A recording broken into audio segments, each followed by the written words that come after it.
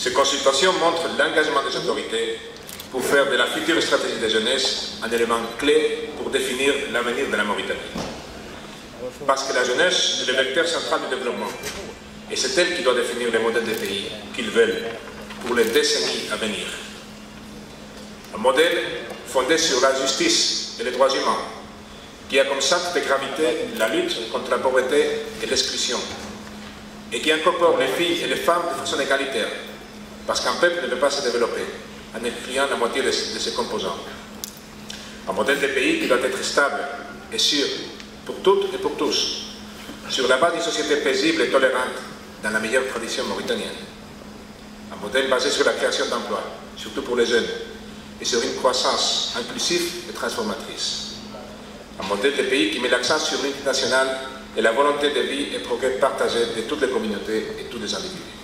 La participation des jeunes à l'élaboration des politiques, des stratégies nationales qui les concernent, va sans conteste assurer la prise en compte de leurs besoins, de leurs aspirations, également leur implication dans le choix de la stratégie et leur appropriation.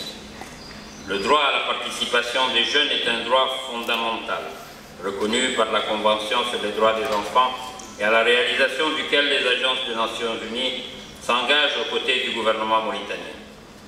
L'importance démographique des jeunes, leur créativité, leur flexibilité et leur engagement sont des atouts qui peuvent contribuer à l'émergence de tout pays dans un monde marqué par les technologies de l'information et de la communication. En Mauritanie, 40% de la population totale est âgée de moins de 15 ans, d'où l'impératif d'investir dans la jeunesse et dans la promotion de plusieurs activités de développement pour faire de la pyramide démographique une opportunité de développement.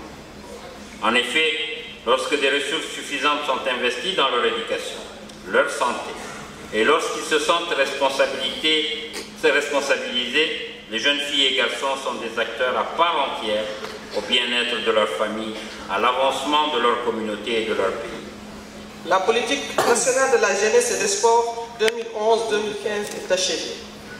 Il est donc opportun de doter le secteur d'une nouvelle stratégie nationale 2015-2020 répondant aux besoins réels des jeunes, inspirée des stratégies gagnantes à l'échelle mondiale.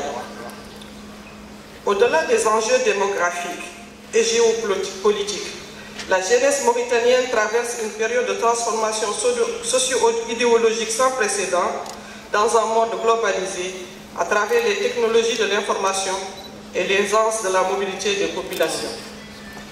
Il devient donc prioritaire d'agir pour responsabiliser les jeunes et mobiliser leur énergie de manière constructive pour l'intérêt collectif de la nation.